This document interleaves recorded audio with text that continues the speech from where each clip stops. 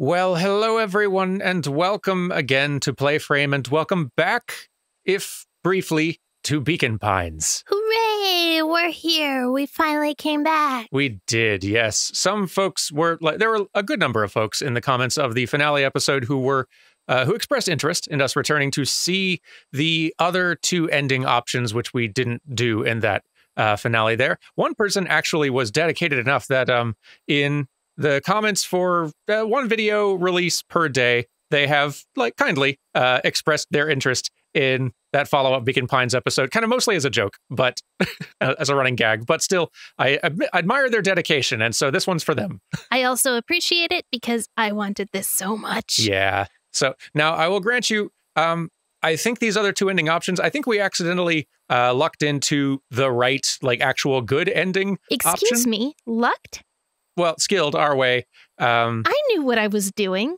I knew change was the right option there. Against some odds, we against your odds, skilled our way into the best good actual ending to the game at the end there. The other two, as I understand it, are kind of more brief failure state endings. So this might actually be a very short video, which is partly why I'm spending so much time talking right now. But let's open our book up again. If this ends up being short, so be it.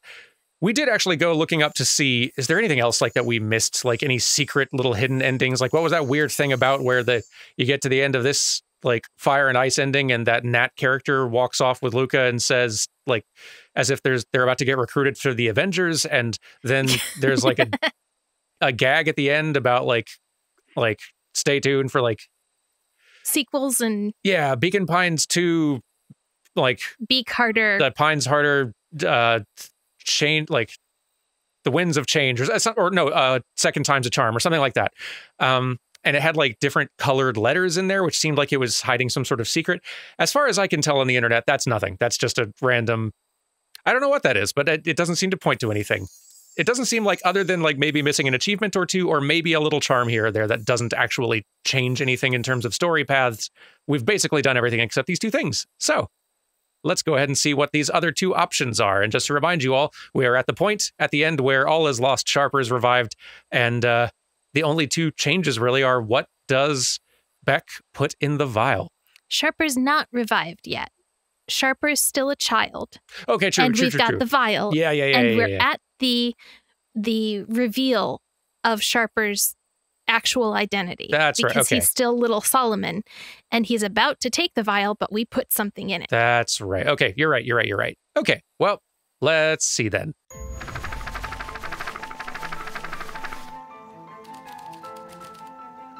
With a mischievous look, Beck elbowed Luca. Remember when I had the vial behind my back? I might have tweaked his wonder potion with a little... Well, we've done change, but our other options include junk and malice. Malice. Let's go with malice. I might have tweaked his wonder potion with a little malice. What did you do, Beck? Malice? The whiskey from his office? Oh, yup. Dude had an unfinished glass on his desk. Figured his grow juice could use a little hair of the dog. You can call me Sharper Valentine. His body and face began to contort and expand as he disappeared into a belching green mist. Oh boy, bud. What are you going to turn out to be? Oh no. Well, the confetti's a nice touch. Now that's what I call 80 proof whiskey. Damn, dude. The crowd gazed in stunned silence at the now empty stage.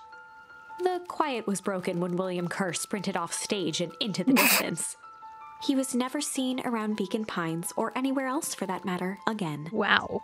Watching the silhouette of Kerr disappear over the horizon, Luca began to laugh.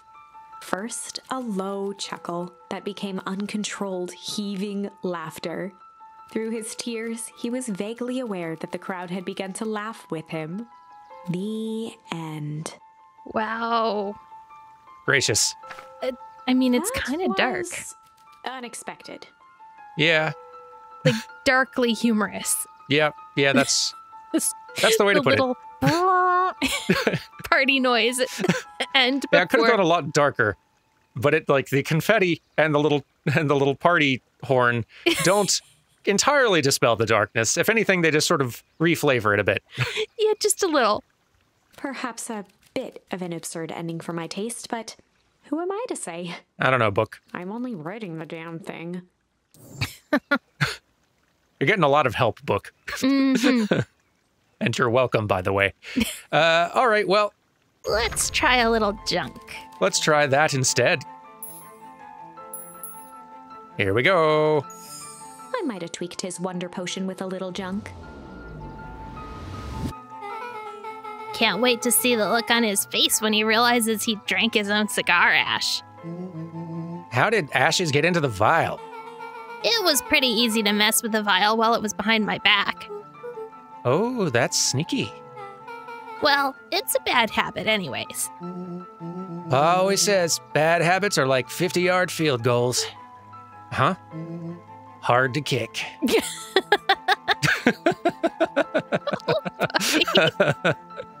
Luca is so unamused by this. Yep. This is a good still frame of this bunch. It really is.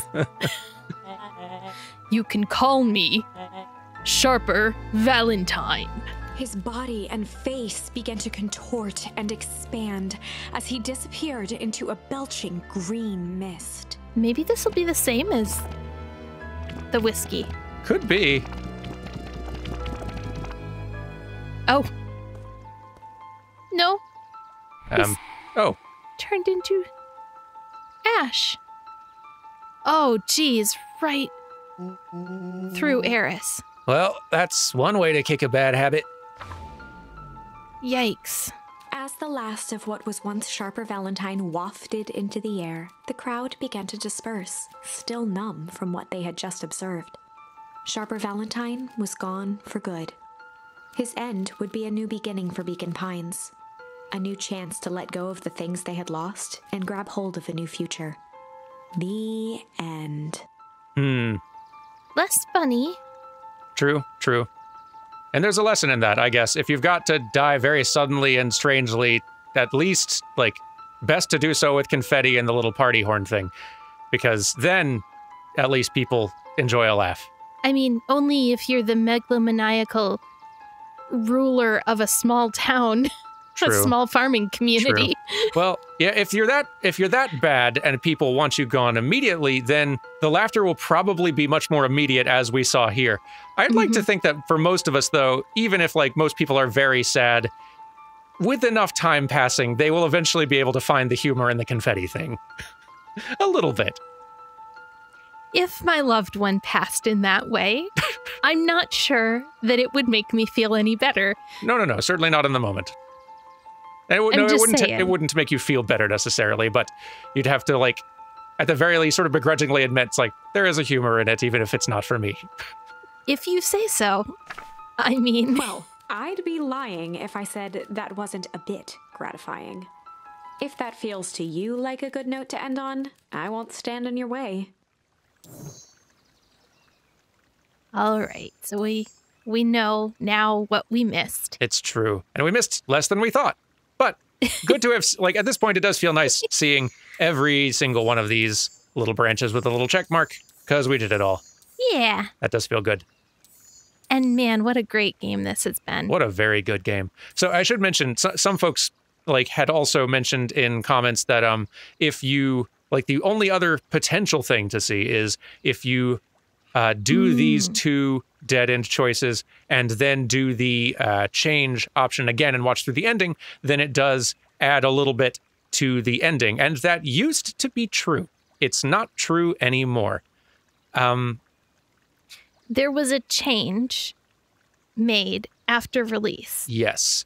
At some point... I think it was 1.0.5? Something like that? Update? Yeah, they added an update which removed that added element because they found that it was just sort of confusing people and just not really in... It wasn't the right note to leave the game on, they felt. And I don't know what was in it. All I know is the two words that they mentioned in the little like email out to like backers and stuff like that, or the patch note changes, was that they removed Ghost Monkey from the ending credits thing.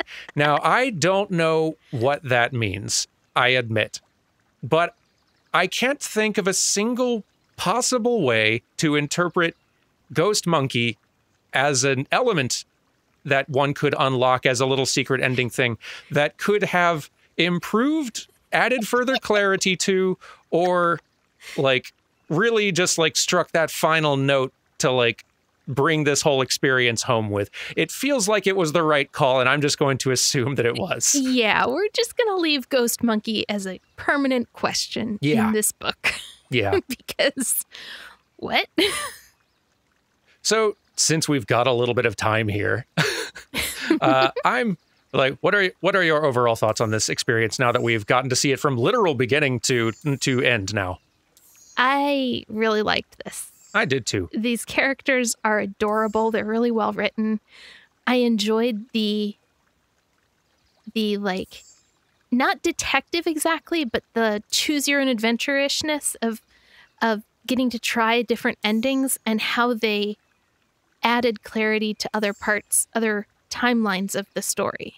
Yeah, I like that as well. I like that you kind of have to do some bad endings in order to get the tools you need and understanding of the larger situation enough to reach the good ending, like to get all the different charms you need to actually give the right answers and stuff. But at the same time, the quote unquote bad endings that we hit along the way didn't feel like a punishment or like we'd made the wrong choice. It just felt like a different version of the story. Yeah, like it feels like there's a way you could set this up. The way they framed this makes it work very well, where they give you lots of inconsequential choices up front that like don't dead end you, but do end with different flavors of ways things can move forward, or just lead to different branches that like are very different. Like that first big consequential branch not leading to a dead end is really important because it teaches you like, okay, neither of these are failures, but we are seeing this story split into two very different paths. Yeah. And that's really useful because it does teach you right away, like, this isn't a quiz. We're not giving you right answers and wrong answers. We're just giving you different paths that will reveal more things. And then you can go to previous paths with that new knowledge and maybe even choose some additional path. Like, it's all part of the same experience, and it doesn't make you feel like you're getting something wrong when you choose something. In fact, finding a bad ending almost sort of feels like a reward of like, oh, look, we found a dead end here. We need to go back, but we found it. Yeah. I wonder, and I'm going a little bit out on a limb here, but I wonder, looking at this tree, if the narrative designer for this game, or designers, whoever planned out the story, knows anything about bonsai trees. Because I imagine crafting a bonsai tree and crafting this sort of concise but split narrative might be very similar, just in how you choose where to branch things. Yeah. And which branches to keep. You must have to be very judicious with how you choose where to split things up so that, like you said, it doesn't feel disappointing or like it's done too soon or like you've gone so far in this direction and now you don't understand how to get back to where you were before. Like, there's a fine balance to this that they struck really well. Yeah. I'd be curious to know what other sorts of branches were considered at some point, because like inevitably there were lots more like ideas that would have gotten thrown around before they settled on the final ones they were going to do. I'd be curious and interested to know what sort of other ideas they had for other little ways things could branch or dead ends they could create along the way. Yeah. I mean, even some of the dead ends we hit, like, the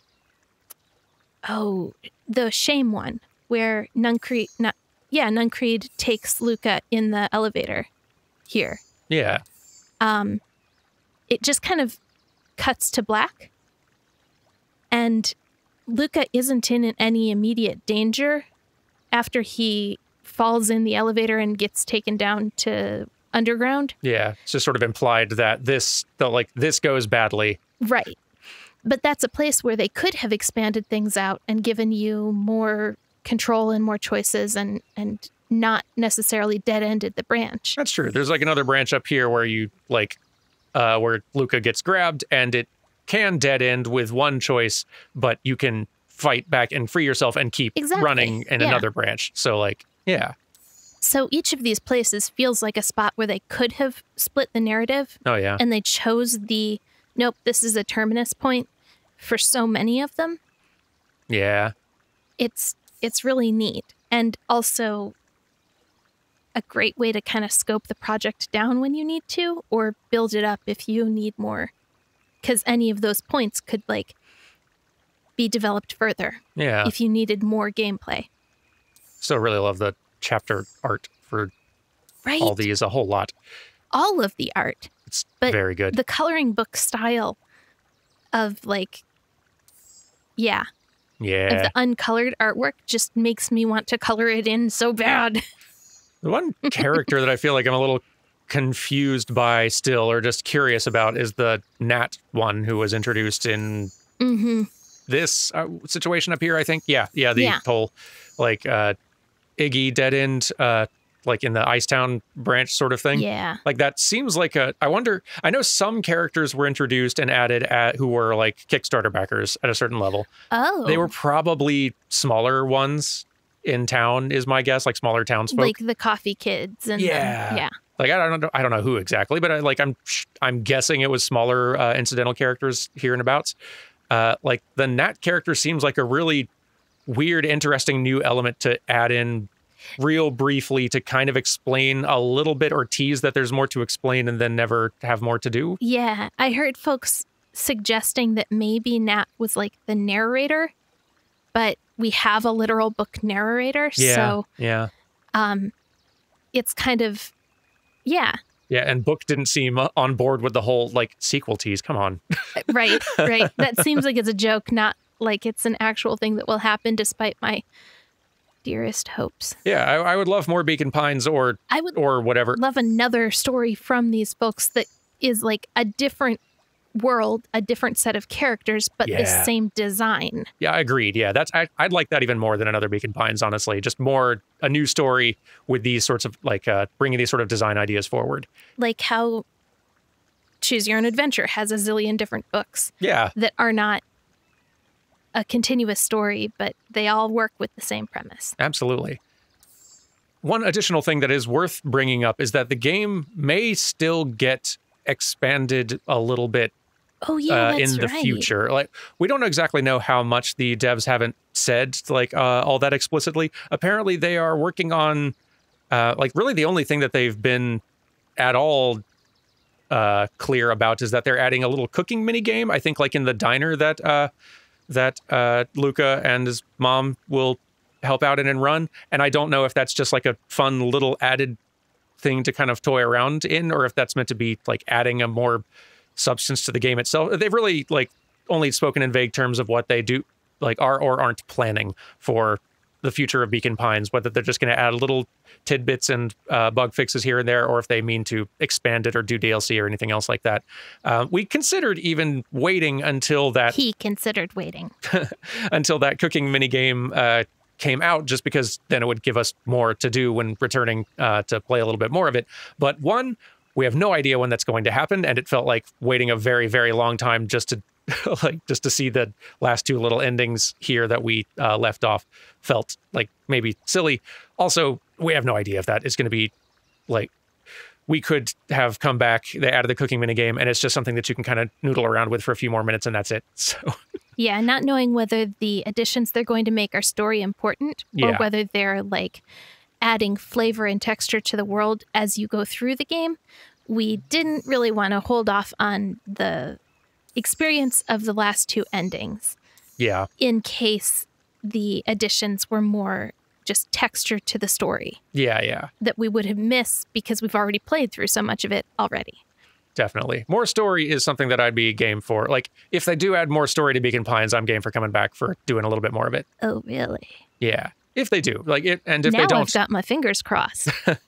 Well, even if they don't, then I'm sure they'll be working on something else and new, and I'm excited for that too. It's going to be really hard to edit with my fingers crossed until they put out their update. But I guess. With time, you'll learn, I guess. Yeah. I'll eventually develop the skill to work with just 3 fingers effectively. Yeah. It'll be fine. No big. But I guess thank you all again for watching this series through and this little added bonus thing. I hope that it was worth the wait. Well, I hope that you've enjoyed this little return taste and like getting to see a more that like the last few little bits that we hadn't yet included. Yeah. But yeah, because it was fun. And I'm glad we got to see the last few bits. Yeah. It's been bugging me for so long. And thanks for letting us ramble. Sorry for the video being shorter. If you can believe it, this is kind of the length of video that we were originally planning for PlayFrame videos to be in general. Oh, geez. Remember back then? Yeah. Shorter than this even. When you were like 15 minutes. Yeah. And I was like, okay, I'll edit all of them. And then you were like, an hour. And I was like, Well, we quickly found out that 15 minutes a day for a lot of games really doesn't feel satisfying, doesn't give you enough time to like actually kind of get settled into the story and see more things. Doesn't give us enough time to get settled in. Yeah, or that either, just Like- as like the people playing and like just getting into it. So Yeah. yeah, I think we made the right choice. I think so. But hey, I doing came around something, to it. doing like a shorter video now and then is also fun in a novel way, Yeah. I hope. Anyway, thank you all again for watching.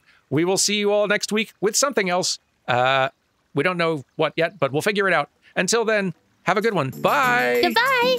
And Happy New Year. Yeah, that too.